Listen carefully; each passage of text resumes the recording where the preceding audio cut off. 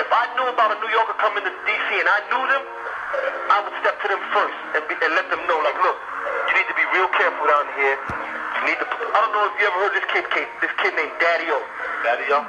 Yeah, Spanish kid named Daddy. Okay. It's a Spanish kid.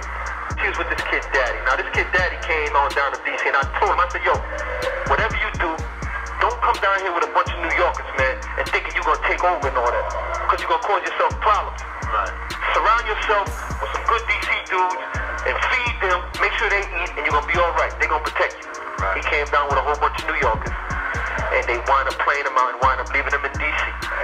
He left D.C. in a body bag. Coco, Boo, Dre, Hassan, and a guy by the name of E. From a kid perspective, you would think, you know, these guys was real cool, you know. But I found out later that they wasn't. That D.C. was considered the murder capital.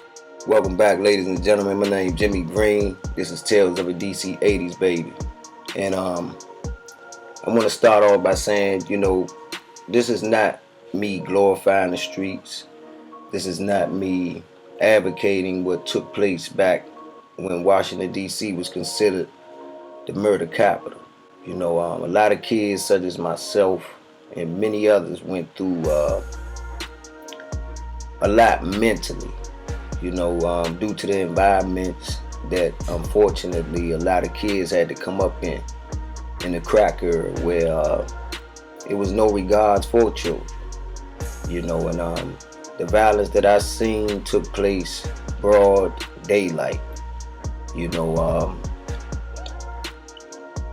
and the experience from my perspective as a kid, man, was it was bittersweet, you know, in a sense where it was exciting, but also it was traumatic at the same time. You know, how I got to know the New York guys is an interesting question I was asked by a friend of mine. And a guy by the name of Alpo mentioned a guy by the name of Dadio. And I'm going to play the clip for you guys. And this guy, Dadio, Was it a lot of New Yorkers in and out of D.C. that Wayne Perry or anyone was like, yo, there's some New Yorkers down here, we're going to kill them? See, now that, you know what? I didn't let that happen. Okay. If I knew about a New Yorker coming to D.C. and I knew them, I would step to them first and let them know, like, look, you need to be real careful down here. You need to. I don't know if you ever heard this kid named Dadio. Dadio? Yeah, Spanish kid named Daddy. Okay. It's a Spanish kid. He was with this kid Daddy. Now this kid Daddy came on down to D.C. and I told him, I said, yo, whatever you do, don't come down here with a bunch of New Yorkers, man, and thinking you're gonna take over and all that, because you're gonna cause yourself problems. Right. Surround yourself with some good D.C. dudes and feed them, make sure they eat, and you're gonna be all right. They're gonna protect you. Right. He came down with a whole bunch of New Yorkers, and they wind up playing him out and wind up leaving him in D.C. He left D.C. in a body bag. Left D.C. in a body bag. Yeah. And I used to tell him, and a couple other New Yorkers come down there, because I used to see a lot of them during, like, Howard's homecoming. Right. Because they started hearing about how fly Howard homecomings were. So I used to see... he had brought a few dudes down to D.C. and these guys were guys that I got real close to, and I'm gonna give you how that transpired. But the guys that came down with him was Coco, Boo, Dre, Hassan, and a guy by the name of E. I also knew a New York guy by the name of Boite. E was a Dominican Spanish guy. And I'm gonna be honest with you, you know, from a kid perspective, you would think, you know, these guys was real cool, you know, but I found out later that they wasn't. You know, it was all it's all a part of the game, you know. But when them guys came down, you know, my family was already established in Chesapeake Street. at the time. My mother and father, my father was pretty much known for, if you clean up the neighborhood, or ice cream truck come, things of that nature. We threw a lot of fight parties and things of that nature. And from throwing the fight parties, the New York guys who were, connected to my family, which I'm not gonna get into, but they started paying to come and see the fights, and the price wasn't cheap, and that was, everybody had a side hustle. It was so much drugs and money being sold on that one block that it was crazy, and you can find a way to survive, and one of the ways to uh, capitalize off of that underground economy was to, throw parties. If you had cable and things of that nature, you'll throw fight parties and things of that nature. And got to know them guys real well. And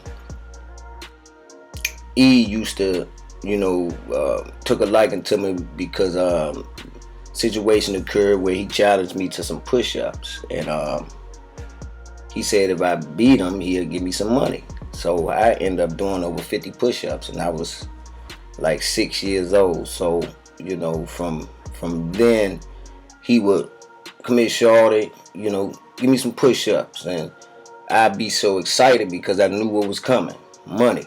And he kind of like got me established around there as far as knowing all the other guys and things of that nature. He'll call me over there all the time to do push-ups or, race or things of that nature. And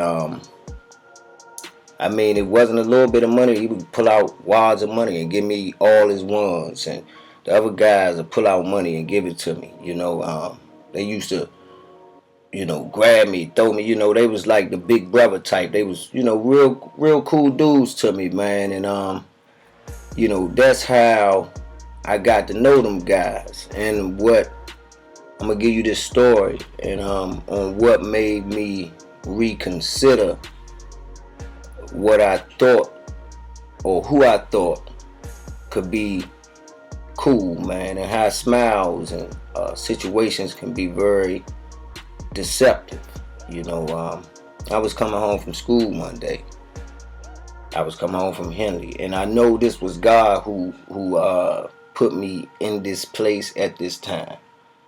And I'm gonna bounce the stories around, and they'll add up in the end. But at this time, I walk in the hallway of 8885 Chesapeake Street, and lo and behold, who's in the hallway? E, Hassan, and a dark-skinned dude I never saw before. And they was attempting to rob my father. Mind you, at this particular time, Hassan was renting a room from us, the den, because if anybody know that particular apartment 202,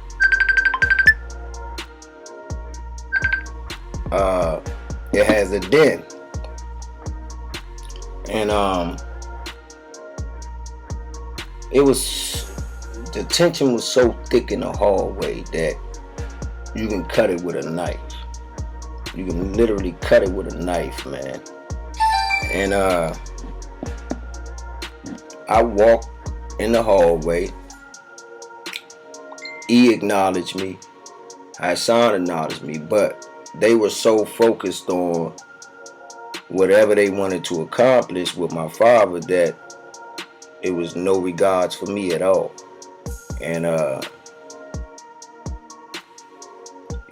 my father recognized me, and it happened so fast where I can remember my father tapping E on his shoulder to like tell him something, and Hassan just took off, and he mind you, my father just was in the worst traumatic accident in 1988.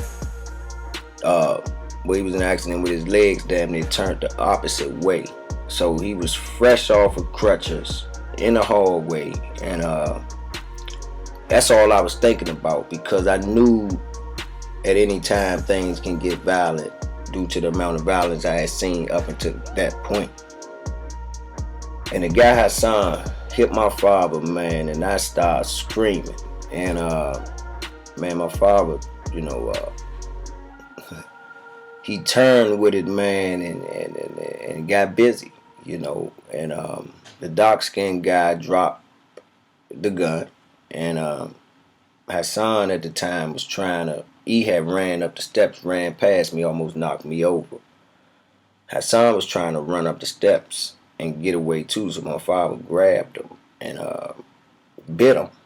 And I can remember them slamming through my next door neighbor door. I mean, the door didn't bust open, the door fell flat down. And by that time, a lot of people started coming in the hallway, because in that particular building, everyone was close, to some extent. We can knock on each other's doors and get whatever at any time.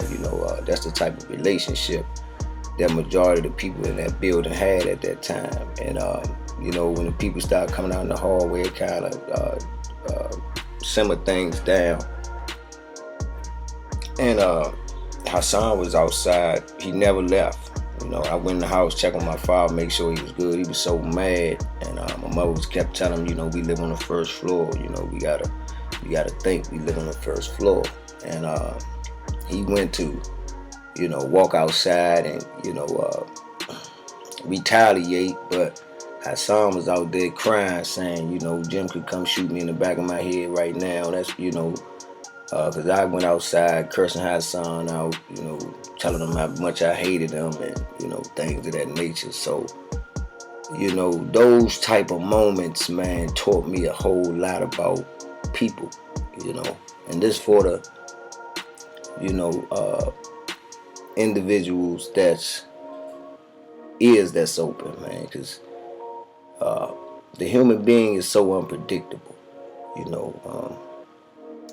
that taught me a lot about trust, even though I got burned later on in my life, and I share that with you, the young guys out there, and how that happened to me.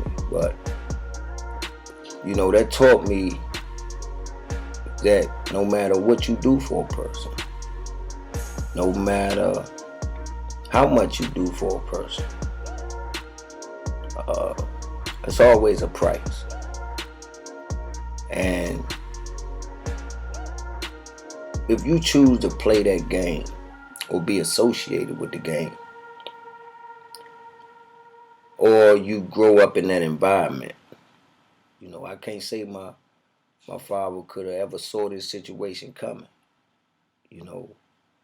but I can say this: he didn't take a good look at who was around him. And Hassan,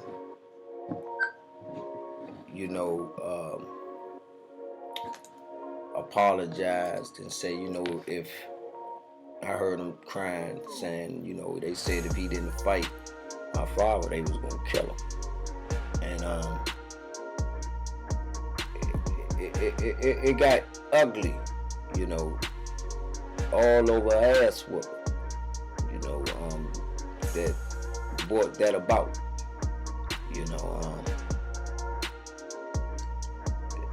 be true to yourself, know who you have around you. I ask myself, why do jobs require background checks? You need to ask yourself that same question. Get the background checks on these people, man. Don't let people in your life, don't let people in your circle without knowing who they are, knowing what they're about. Just because you drink, sit back and smoke with them don't make them your friend.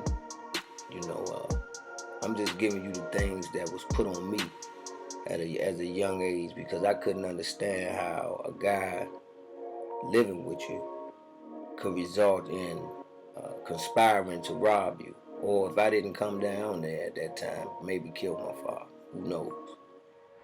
But I'm gonna end it at that, because I'm feeling some type of way. And like I said, I never really talked about this prior to, so I'm gonna let this marinate. But for all those that got something,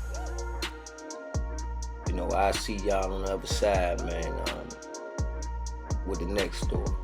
Peace, love, and blessings. Stay strong, stay focused, stay determined, and keep doing you, man. Peace.